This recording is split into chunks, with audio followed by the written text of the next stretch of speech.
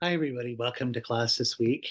And this is the final class. Well, actually, final main class. I'm going to do a couple others, that very, very short ones on flavors of emptiness. But this is sort of the main of the 6 flavors of emptiness. This will be the sixth and sort of final, sort of bigger portion of it today.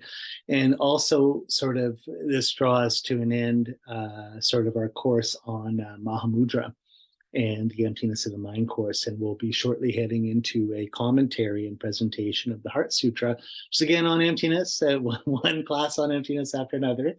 But this is it. I mean, emptiness is the reason we're Buddhists, and emptiness of the mind, emptiness of all things is what we're shooting for. So, it might sort of seem to everybody that we're just putting soy sauce or ketchup on every piece of food that we're being served here, just emptiness this and emptiness that. But again, this is the key. We can't really get any kind of deep realization unless we have an understanding of emptiness that we can bring into our practice, that we have, again, sort of the spiritual realizations that end up being sort of revealed to us based on our understanding of our wisdom here. So, okay, let's get started here with the Heart Sutra. For blessings, homage to professional wisdom, the Blessed Mother. Thus I've heard, at one time the Blessed One was dwelling in Rajgir, and mass vultures mount together great assembly of monks and nuns and a great assembly of bodhisattvas. That time the Blessed One was absorbed in the concentration of countless aspects of phenomena called profound illumination. That time also Spirit of Avalokiteshvara, the Bodhisattva, the great being, was looking perfectly the price of profound professional wisdom, looking perfectly also at the 5 aggregates being empty and inherent existence. With the power Buddha, Venerable Shariputra said, Spirit of Avalokiteshvara, the Bodhisattva, the great being, how should a son of the lineage train who wishes to gain the price of profound professional wisdom? Thus he spoke, and Spirit of Avalokiteshvara, the Bodhisattva, the great being, replied to Venerable Shariputra as follows. Shariputra, whatever son or daughter of the lineage wishes to engage the practice of profound professional wisdom should look perfectly like this. Subsequently, looking perfectly and correctly at the 5 aggregates being empty and inherent existence. Form is empty, emptiness is form. Emptiness is none other than form, and form is also none other than emptiness. Likewise, feeling, discrimination, compositional factors, and consciousness are empty. Shariputra, like this, all phenomena are emptiness having no characteristics. They are not produced and do not cease. They have no defilement, no separation from defilement. They have no decrease and no increase. Therefore, Shariputra, in emptiness, there is no form, no feeling, no discrimination, no compositional factor. There is no consciousness. There is no eye, no ear, no nose, no tongue, no body, no mentality, no form, no sound, no smell, no taste, no tactile object, no phenomenon. There's no I element, so forth, up to the mentality element, and also up to no element of mental consciousness. There is no ignorance and no exhaustion of interest, and so forth, up to no aging and death, and no exhaustion of aging and death. Likewise, there's no suffering, origin, cessation, or path, no exalted awareness, no attainment, also no non-attainment. Therefore, Shariputra, because there's no attainment, bodhisattvas rely on and abide in the perfection of wisdom. Their minds have no obstructions and no fear. Passing under beyond perversity, they attain the final nirvana. Also, all Buddhas reside perfectly in the 3 times, having relied upon the perfection of wisdom, became manifest, complete Buddhas in the state of unsurpassed, perfect, complete enlightenment.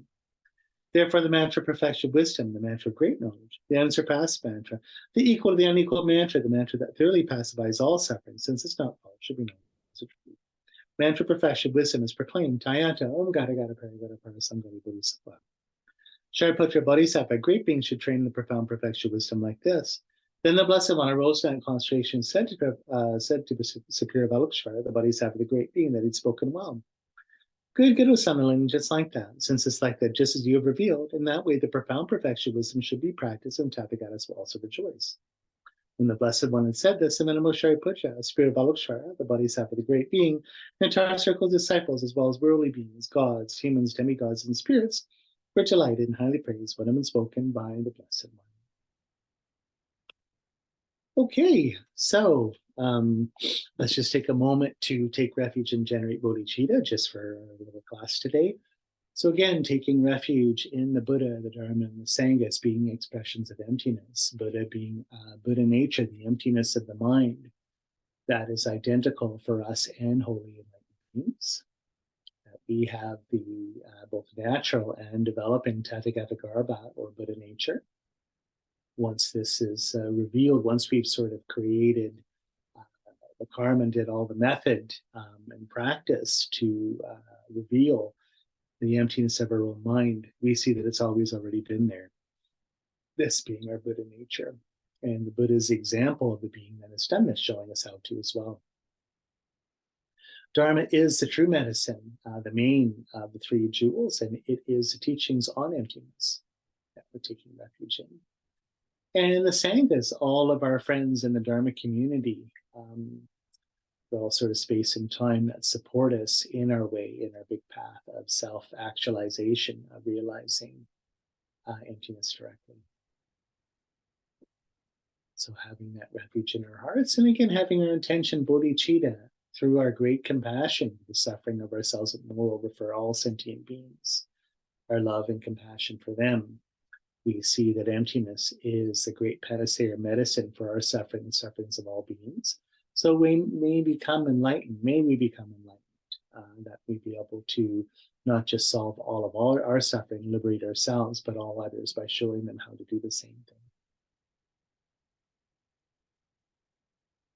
Okay, so 6 flavors on emptiness. The 6th one here, of course, is, we've been talking about this all along. If you have been sort of tuning into any of the other sort of videos I've done over the last couple years or so, usually, you know, it's kind of funny, but when you I'll just speak for myself because I'm not going to, a lot of times I kind of don't know the presentation about the other 4 lineages of Tibetan Buddhism. Of course, they all practice the view of the Madhyamika Prasangika view of emptiness, but oftentimes as sort of style of pedagogy is a little bit different. But I know in the Gelugpa tradition, especially in teaching in the West over the last 40 years or so, you're presented with this view of emptiness pretty well immediately once you go into studying Buddhism in the Gelugpa tradition, especially by studying LamRim. Oftentimes, because Prasangika is the most important, that this is the view you need for practicing Tantra. Usually, you know, your classes with your lamas and teachers are sort of part of, you know, curriculum that's leading you to tantric practice, or even part of the tantric practice itself. So this is the view of emptiness that you're familiar with, and oftentimes it's on subsequent study you start to see, oh, okay, well, there's other schools here. There's mind only, there's Vaibhashika, and what's that view of emptiness? Oh, goodness. So it's kind of like you have to read almost backwards a little bit to figure out what these other sutric schools of emptiness are. So that should teach you that in a lot of ways, the most important thing is, and lamas have sort of been skillfully doing this, really understanding the middle way consequentialist or Prasangika schools. Great studying these other schools of emptiness, but the most important one, if you don't have a lot of time, if you're not interested in these things, you're not a big scholar, whatever, is to focus your attention on the Prasangika school. So what we're showing, of course, is in 6 flavors of emptiness, this being the 6th one, how we get to that space, get to that place, that space, that sort of top of the pyramid where the Prasangika school makes sense, sees as sort of a solution to sort of problems of, you know, sort of delusions in our mind, way of sort of solving problems and epistemological and ontological problems that prop up other parts of Buddhism with the quote-unquote lower schools of emptiness. And so we see that it's sort of the final teaching of emptiness from the Buddha, but also just the final solution to all of our intellectual problems with Buddhist religion in general. So what is the Prasangika view? Well, we've been talking, like, sort of recapping a little bit here. We looked at the Vaibhashika, sort of the Sutras, Sautrantika school, the mind-only Chittamanta or Yogacara school, and the lower Madhyamika or the Madhyamika Tantrika school. Or sort of a Tana-syllogism school of emptiness. So if that's the lower school of Madhyamika, sort of all the teachings in the middle way from Arya Nagarjuna, the great saint in 1st century AD, or Common Era, we look at sort of the higher teachings of Madhyamika, the Prasangika school, that he presented as well. And this is, of course, the popular form of middle way that's sort of throughout the world in different Buddhist traditions and lineages. And we can think in classical India of the great sort of scholar yogis that presented this, being like Nagarjuna, Arya Deva, his student, Buddha Palita, the great Chandrakirti, Nagabodhi, and then going into, you know, other countries and sort of Buddhist cultures. In Tibet in particular, we're looking at the Sarma, or second wave of transmission of Buddhism in the 11th century with the Tisha, in the old Kadampa school, and then going down, and for our purposes, into Tsongkhapa, which is his understanding of Prasangika, following on Chandrakirti's exposition of Nagarjuna's middle way, is the one. This is sort of how we see emptiness in the Gelugpa tradition. But of course, the Prasangika has its own commentaries and views and extrapolations in the other three main traditions of Tibetan Buddhism, as well, classical traditions being Sakya, Nyingma, and Kagyu, as well as all in other lineages that no longer run, like the Shijade lineage from Padmasangha and so forth. So what is this? So if we're looking at, like I said before, if we've got the first flavor of emptiness being that things change, and so this things change, that view of emptiness sort of goes against the deluded ignorance that claims that things don't change, that things are not in sort of an interrelated causal network, and so that things inherently exist from their own side or outside of relationships. And most of all, ourselves, we believe that to be the case. And so if things do exist, things are empty of inherent existence and changing all the time, this is an antidote to that kind of self-cherishing and self-grasping then. Next one, we're not in control of phenomena or in control of this flow, sort of in a direct causal way of positing things. That's the Sautrantika point of view, is that we are forced to experience, we're forced to think, so to speak, forced to feel from our past karma, that we are effects rather than causes in this regard. And this gets rid of sort of the deluded idea, again, that, again, I'm outside of a causal network, that I can make anything happen by willing, that my sort of ego or self-cherishing or self-grasping mind is somehow separated from things and is in control, not just of my body and mind, but the environment as well. And so you can see then in a real coarse, vulgar way, this leads to a lot of suffering. If I'm running around being this selfish, everything's about me, I'm the center of the universe, my will goes above everyone else's, it's my way or the highway, and so forth, right? We can see that this sort of diluted view of things causes a lot of problems. And of course, you can see that, of course, it's not true when we examine it. When we're doing our Mahamudra, as sort of being mindful of our mind, seeing our sensations, perceptions, feelings, and thoughts, these things come whether we like it or not. These things are sort of forced on us. We don't get to choose what we're experiencing or thinking about or so forth, not in any coarse way. Like if we're just sort of being aware, we don't get to be in control of that process. If anything, we're taking a mindful approach to it and watching it sort of go by almost like a parade in our mind. Going on from there, if things are being forced on us and we're having conceptions of them, then you can see this leads into the mind-only view, where basically what we're dealing with is generic images. We're dealing with our concepts of changing objects. And so if we're dealing with the mediation of a sort of a conceptual image between our mind and an object, what we're seeing isn't the object but our mind. So we're seeing our own mind. This leads to our third view of emptiness, that the mind and the object of the mind, or intentional object, come together. They're part of the same karmic seed that ripens as our experience as an experiential event that we can divide out kind of artificially as a mind and an object afterwards.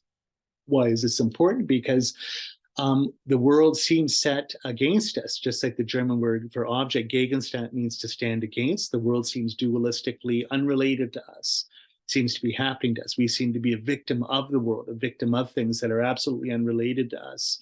We're kind of like a passive observer, sort of in a container of things that are just sort of interacting with us, or it's almost like, you know, we're standing in the river and the river is coming down, splashing on us, or like standing in Hawaii on the shore and the waves are breaking upon us. The world seems that way.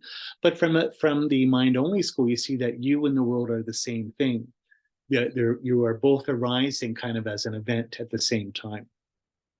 Fourth flavor of emptiness, I should say, is that our constructs of the world are relative and self-determined by us.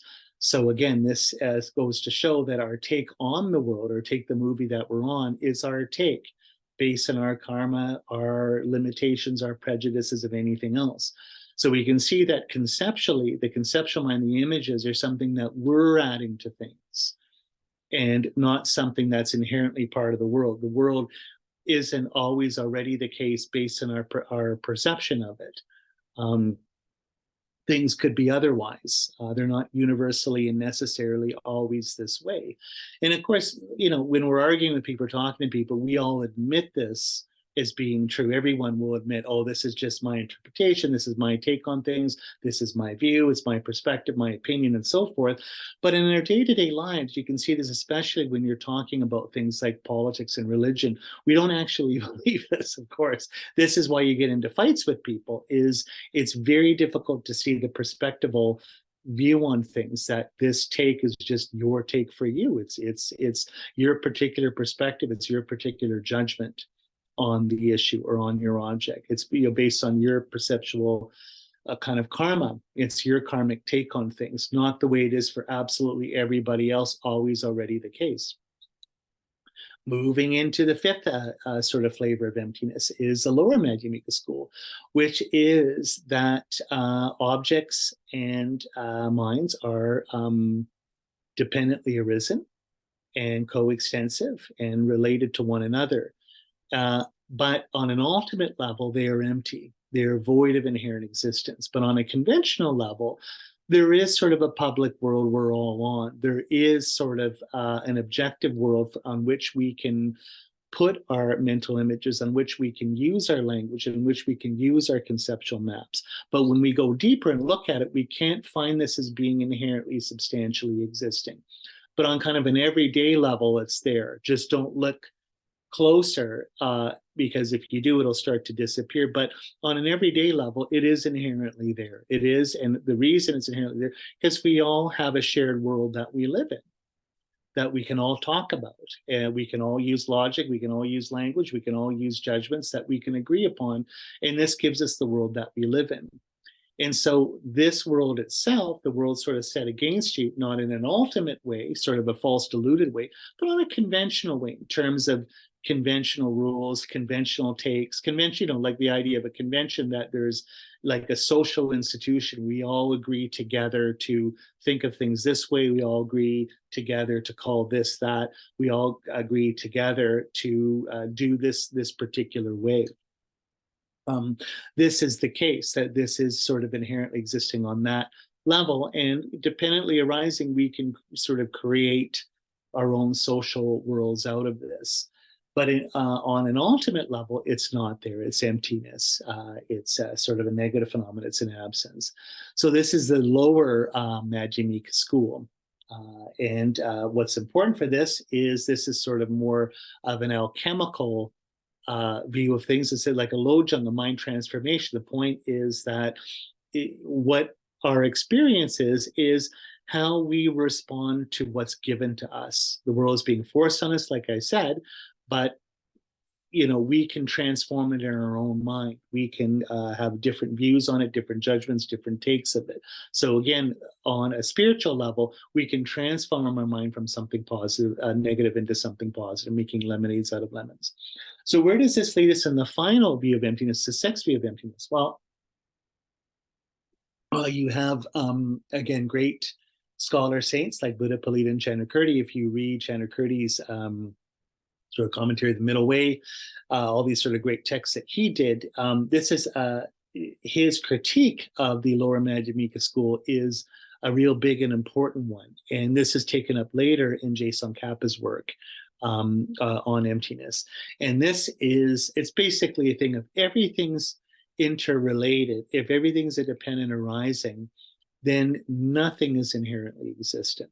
So in other words, as Madhyamikas, we can't, almost on a prejudicious level, favor one domain or area of reality and sort of set it aside outside of this causal or interrelated network. We can't claim that anything is inherently existing, right? So having the idea that conventional reality, the world of our objects and minds, so forth, is somehow inherently existing or in sort of substantial in some kind of public way, you're claiming that exists from its own side, that is somehow magically separated from a world of interconnection or a web of life or whatever you want to have.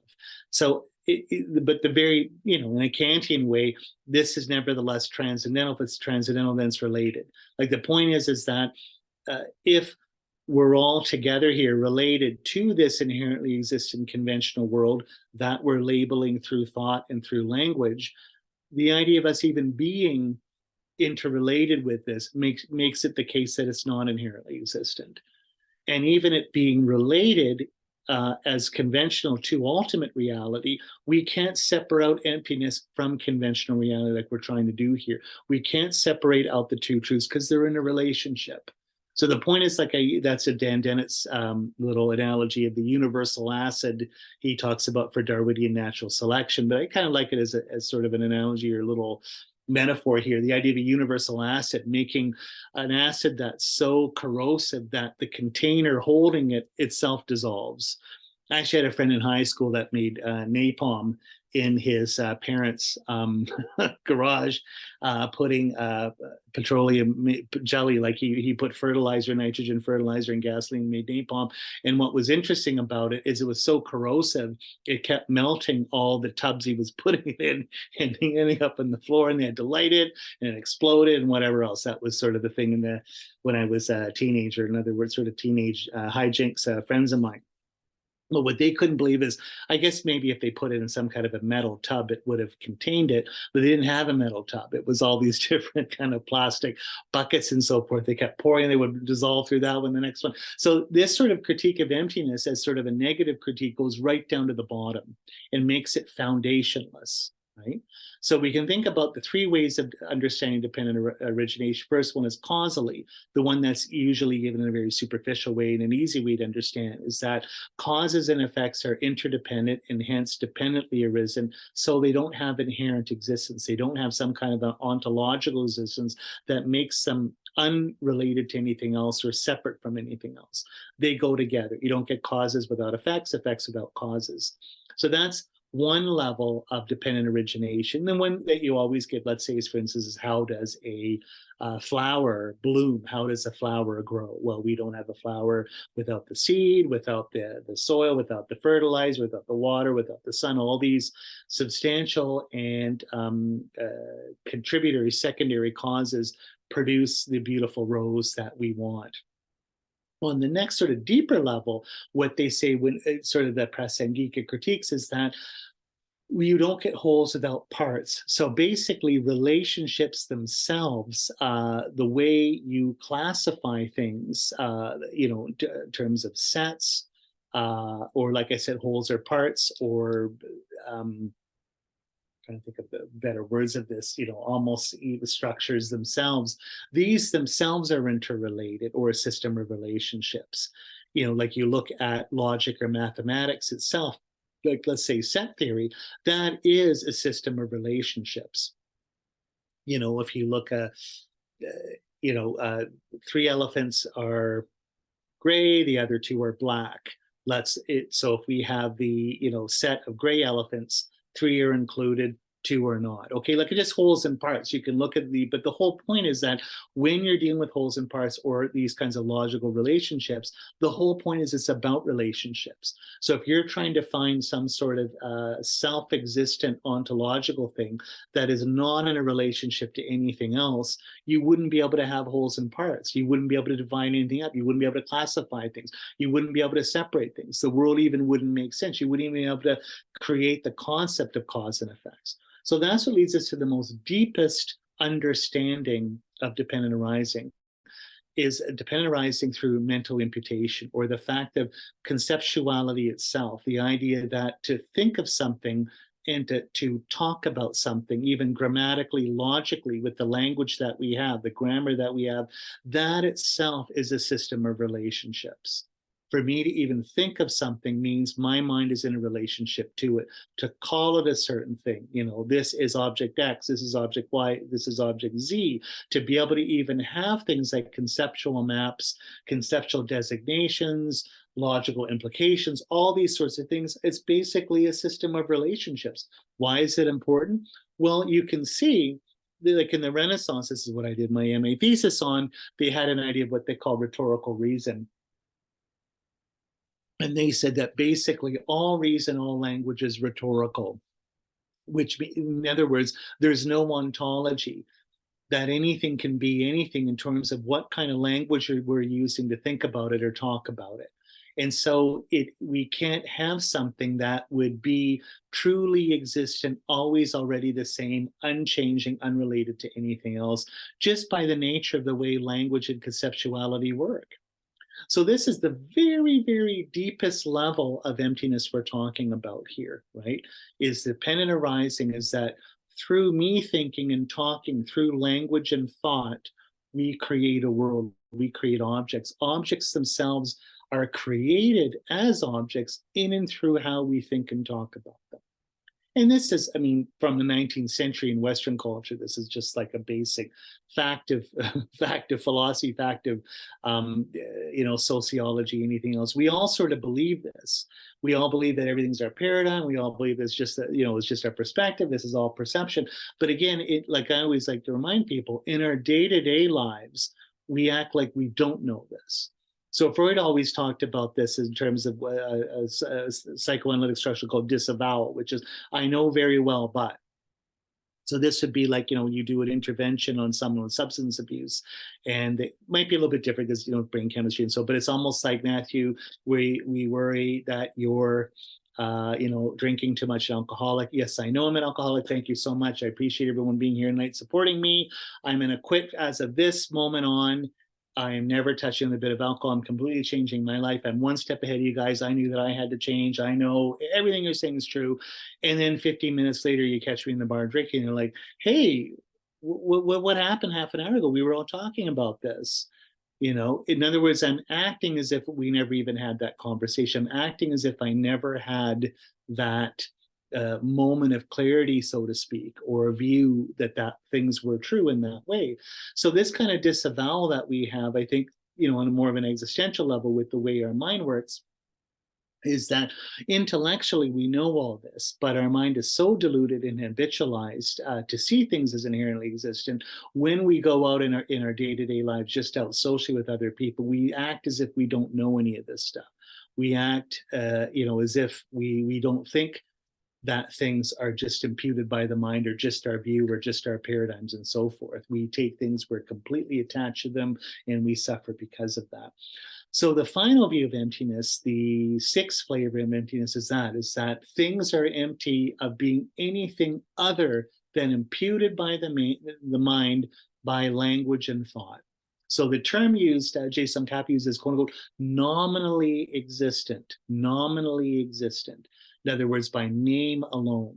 So we have labels, and then on basis. So if we have a certain set of qualities, like we have leather straps, they're black, there's a face, there's the two little hands, and I can impute the concept or name watch on this. So what's interesting, what's different is that on this level, everything is empty on an ultimate level, but conventionally, everything is just name alone in terms of social rules or conventions. But what's interesting about that is if this is if we're critiquing the lower understanding of emptiness, the lower school, the slow tantrika school or autonomous syllogism school, what's instantly disappears here is the idea that there's anything inherently existing outside of our mind. So technically, there's no really anything. There's no public world. Everything hangs together in the middle without being attached to anything. So it's almost like an onion where it seems solid, but once we start pulling, there's nothing. Where the example they give, I don't live in India, I don't know plantain trees, or if you're in the Caribbean, but with the banana trees, it's just the bark. There's no core to it. Technically, I can keep pulling all the sort of leaf barks out, and there's no tree at all. But the way they cast it, the Prasangika, is it's precisely because of things being this way that they can function. It's precisely the case that the wheel on your car, because it's not inherently existing, can interact with the axle and everything else, and then the ground to be able to actually work as a wheel and take your car places. If any of these things exist in any substantial way, the entire system of mechanisms or causal workings wouldn't be able to work. So it's the same thing with anything. It's precisely because everything is empty, we can manifest or create everything through our minds, through language, through imputation, right? So that's what I like about Chandrakirti, is he always says it's because things are void of all existence, or on an ultimate level, empty or void, that everything becomes flexible, that everything becomes workable. So down to the bottom, there's nothing, but it's almost like an empty space. If the rubber ball could bounce off the empty space and go all the way up, from the fact that everything is void, we can create anything. We can create any world that we want, right? So that's what's amazing, is out of nothingness, we have the positivity of all conventional reality. So Quine has a philosopher, American philosopher Quine he said that science, it's actually von Neurath, or another famous philosopher of science, said that what science is that you're rebuilding a boat in the middle of a lake, bit by bit, in the sense that there's no solid ground anywhere. You're revising things kind of in empty space. So that was, I mean, his view, and getting rid of the analytic synthetic distinction and logic. I mean, it's another story entirely. But the point is that everything is revisable. So he was saying everything holds together, kind of like a web of belief. The ones on the outside are more easily revised. The ones in the middle is the one that we really hold on to a lot closer, but and a lot tighter. We think that they're really true, but they're technically revisable by definition. But everything sort of holds together like a giant web. Or the classical Indian example is the chief sort of leader of the gods, Indra. You might have heard about Indra's net. He has like a basket of diamonds. He throws them on the ground. They're all interrelated on the ground. They're all reflecting one another as a huge, what they call, net of Indra, right? They're all representing one another from their own perspective. So they all form a whole out of all different things. So that's what I like about Chandrakirti and Buddha Palita, is that they say this kind of absence, or quote, negativity, not negativity being a bad person, but negative in the sense that things are not, or absent, or they're devoid of something, is there's a positive lesson that you draw from this. So you shouldn't fear it. It's precisely because things are empty that anything works at all. And so what can we do with this? On the basis of this emptiness, we can construct. So rather than it's like a black existential, nothing means anything, nothing's held together, there's no foundation, what am I going to do? There has to be some kind of foundation, either like the lower schools of emptiness, the world has to exist as a flow of dharmas, or the mind-only school, well, at least mind exists inherently. A lay of vijnana has to exist. Storehouse consciousness has to be the foundation of a reality. Things just can't hang from nothing. But the point is, because things hang from nothing, we can do anything. We can create anything we want with our minds. The mind can create a world. So things have to be seen. This is the ultimate idea of middle way, as being foundationless that way. So I use the quote from Marcel Proust, probably one of my favorite, if not my favorite author, about the virtual. And he said the virtual, he says, it's ideal without being abstract, real without being concrete. And that's just the best definition I've ever heard. So things exist virtually, right? Constantly changing. Their flows of becoming. They're creative, but the point is they don't have a self. They're selfless. And we just apply that to ourselves, that the mind, the self is just a product of labeling. It's just you labeling your name on the basis of these five aggregates. So when you have the point is that when you have a label in the base, the data of the base doesn't exist inherently, like the lower Madhyamika school says. It's just like when you look at each aspect of the base, you just see another label. It becomes a label on a base. It's almost like, again, like an onion, or like almost an infinite amount of Post-it notes stuck to one another that I can keep ripping off. But the point is I don't get to the bottom, because there is no bottom. And it's precisely because there is no bottom that any of these can function or work in the way they need to work. So that's, we can talk about things being virtualities that way. So what is their creative potential? What is their power? What can we do with these things? This is the positive, almost existential lesson, or creative power, that I almost Nietzschean lesson I can draw from all this with the Madhyamika Prasangika. So that's why when you look at Prasangika quotes, Wittgenstein, they call it the new Wittgenstein scholarship. It was big in the late 1990s. I was sort of part of that when I was in grad school. I see that that's the way great philosophers like Cora Diamond in the United States and so forth posited this. They said that Wittgenstein, who Professor Robert Thurman says this, the manifestation of the Buddha of wisdom magistry in the West in the 20th century. And he said, if language is just convention, and everything is just social habit through convention, the whole point is that we can only look at things negatively. There's no metaphysics, there's no ontology. We just look at the everyday rule-based use of language in our life to see how things function, right? So there's my professor, Andrew Lugg, always drew a line. What's below the line is just conventional imputation, everyday use of language, terms, and concepts. What's above the line is any kind of metaphysical or systematic or inherent view that we're trying to add to it. But the point is you can't do that, right? Because there's nothing inherent. The words just mean what they mean on an everyday basis. They don't mean extra meanings on top of that, because that would be, quote unquote, nonsensical, nonsense. It doesn't refer to anything. There's just conventional imputation. There's just concepts and conventions. And that's a good thing because we can do anything with them.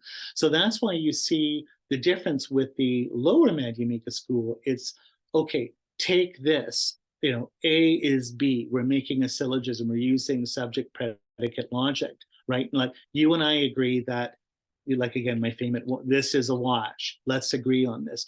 But from the Prasangika point of view, there's no out there inherently existing. We can talk about this, but what is it? We're left with a real rugged nominalism and a real rugged pragmatism with this. Things are just how we use them, just how we label them.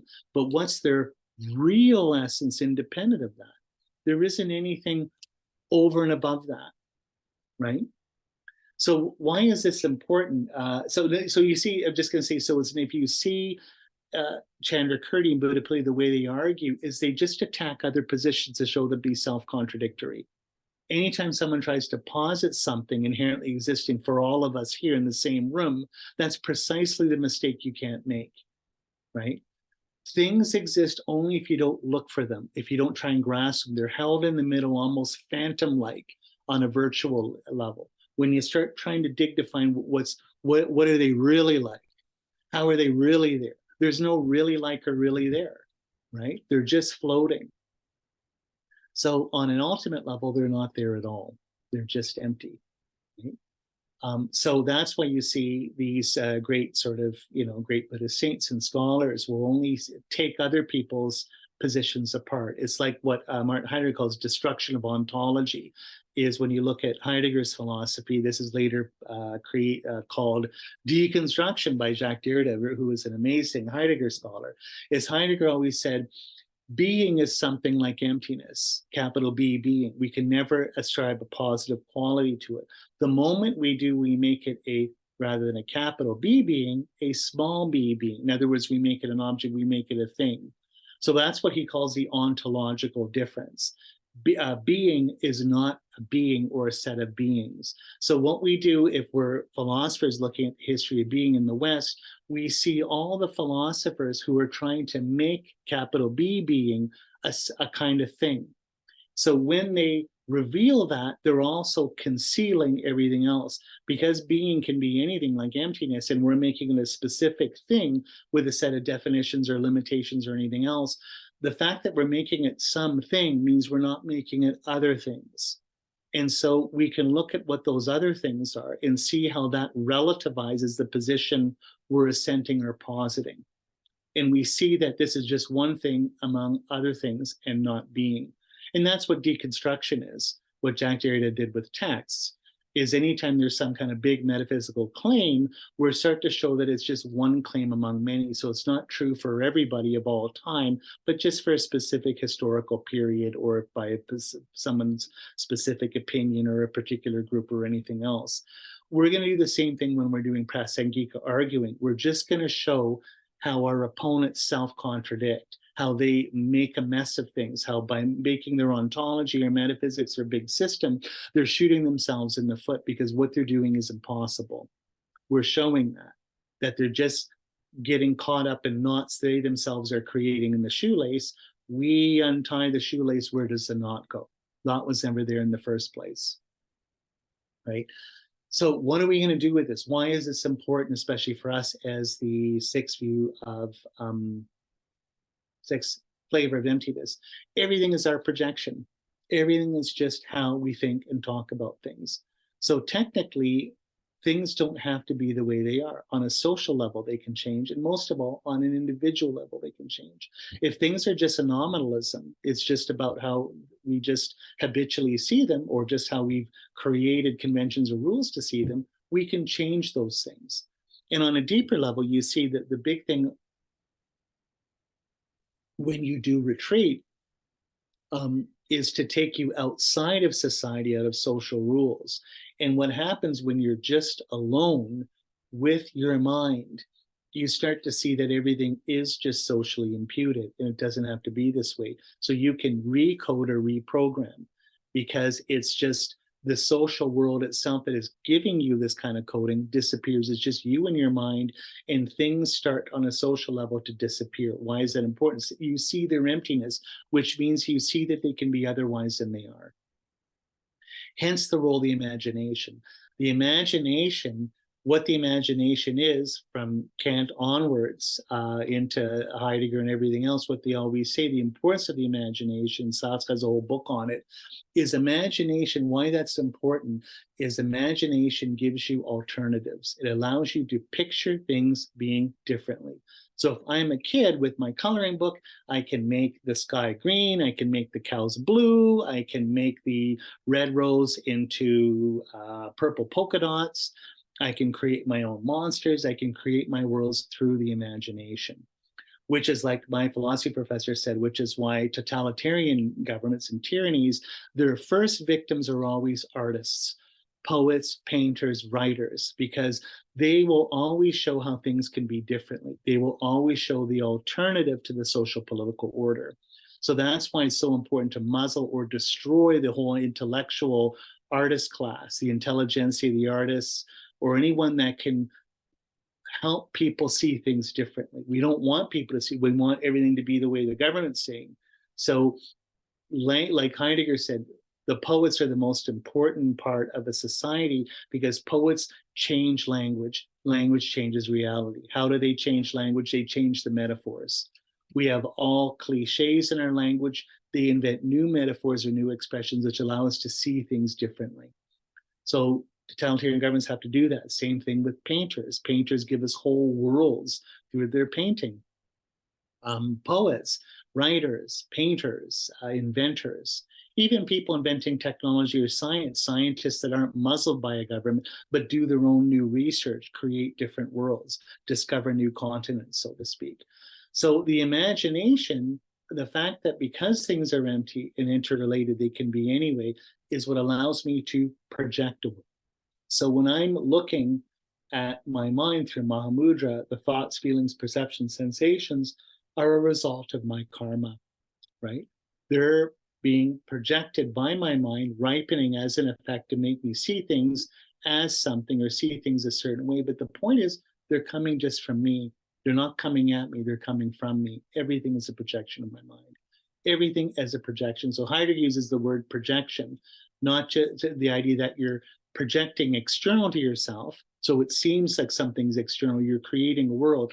But also what Heidegger said is that, how do we understand being is in terms of time? Hence his first book, Sein und Zeit. What does time mean? Time for him is language, it's grammar, past, present, future, all the way we think and talk about things through imputation with our grammar. This is the idea of projecting times, projecting worlds, projecting places, places and times. This is what makes things appear the way they are, as a certain way, as a certain thing, as a certain world that we end up living in. So same kind of thing here. Everything is just a projection of the mind. We can think of things grammatically. We can think of things nominally. We can think of things conventionally. We can think of things in terms of just social given rules or personal set of given rules that we have that make reality appear a certain way to us. And again, habitually, that's the way things do appear to us, if we're projecting them out that way, that ends up being the world that we end up living in. So how things are ripening, appearing to you in kind of like the movie of your life, is how we've been putting them out there. We project them, we end up living in them. From past karmas and past lives projecting forward, we end up living in that right now. But even stuff that's ripening right now, how I choose to set my life up in terms of my habits, ends up being creating the world that I end up living in. So from a Gelugpa point of view, we say that once we understand Prasangika, we see the importance of vows or habits. We have all sets of negative vows or negative worldly habits from based on our self-cherishing and self-grasping that cause us to have anger, attachment, and ignorance, or sort of judgmental bias minds. This creates our suffering. Our positive vows in terms of our pratimoksha, our bodhisattva, and tantric vows are the positive habits we're trying to live by, to change or tame our mind to make it positive. Meditation or gom means familiarization, or in other words, habituation of your mind to a virtuous object. In other words, an object that produces happiness rather than suffering. So vows are the rules, the social rules, the conventional reality we're projecting outwards with our mind that ends up becoming the world we live in. Why is this important? That's Tantra. We end up projecting a positive world that we will end up living in. If we visualize ourselves as a deity or a Buddhist angel within a Buddhist paradise, projecting that out, in time, we will end up living in one. That will end up being us. We will reveal or disclose the world as being such, right? And as such, if that's the way it appears, it will look like it's always already been that way, that you have just self-discovered yourself as being enlightened or a Buddha. Why? Because there's no foundation. It's just virtual, right? It's just the computer game that I live in, right? The matrix that I live in. So the Matrix movies, the problem with that is there's an outside to the Matrix where Neo and all of them are outside. Well, imagine if there is no outside. I get to change over time the program itself from within the program. That's the kind of situation that we have right here.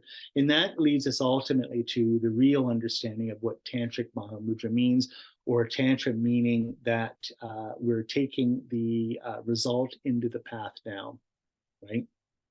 Aristotle says that time is future, past, present, not past, present, future, like a billiard ball going sort of in a causal line. And what does he mean by that? When you're studying physics and metaphysics in his system, when he says that desire is the root of reality, that prime mover desire, everything is energeia, everything is the energy of desire. What is that? Is that who I want to be in the future, the kind of person I want to be in the future, is a future that I'm projecting ahead of myself, that I'm trying to be. Let's say I want to be a great athlete, a great runner. This future discloses everything I've done up to that moment as material to bring itself about. All my past training, all any sort of positive habits to be a runner, purchases I've made in the past for my running shoes and so forth.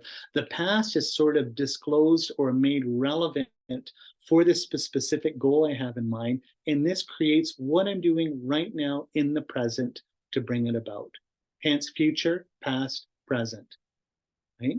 Sound familiar? Sound like Tantra to me? Yeah, it does. So Aristotle says that all beings in nature have this, whether you're an earthworm or a flower, they're all striving to bring their future form about through, that's what sort of the idea of the form bringing itself about through its matter in Aristotle's physics is, but it's all done through desire. So later Aquinas will say it's all through wanting the best, wanting God, that all this brings about. Everything wanting its own existence, things are brought about that way. So everything through the love of God, that's what moves the world. It's kind of interesting. So we could say a similar thing by analogy with Tantra. It's because of things being empty, it allows me habitually, future, past, present, to bring myself out as a deity. I have natural Tathagata-garbha, natural emptiness of my mind. The developing Tathagata-garbha is all my spiritual path to bring this about. And once it's there, I see, because there's no foundation, it's always already been the case. I've just seen that I've always already been enlightened, right? Which is interesting. So developing Tathagata Buddha nature Tathagata Garbha and the natural Tathagata Garbha go together as one. Conventional and ultimate reality go together as one. Okay, that's enough. This is kind of mind-bending, so to speak. But in the end, we see from the first flavor of emptiness that things are impermanent. We go all the way to things are just projected by your mind, that they are just through being designated by the mind, nominally imputed, that because things are permanent empty, that this is possible, and this makes that things have no nature means that anything is possible. So they'll finish with that quote. Nagarjuna says, those who believe in emptiness, who do not believe in emptiness, for them nothing is possible. For those who do believe in emptiness or understand emptiness, anything is possible. Right? We are not stuck in samsara. We can basically reveal the divine enlightened palace of the sort of divine enlightened beings, the light beings within ourselves through our own practice. Okay, that's that. There we go. So that's the sixth flavor of emptiness today, the Madhyamika Prasangika Middleweight Consequentialist School. So thank you so much. Let's just dedicate this with blessings of all holy beings, the truth of karma, and the power of pure spirit intention, and wishes be fulfilled. In particular, may we continue to study and practice the sixth flavor of emptiness, that we become a tantric angel for the benefit of all. Okay, great. See you next time.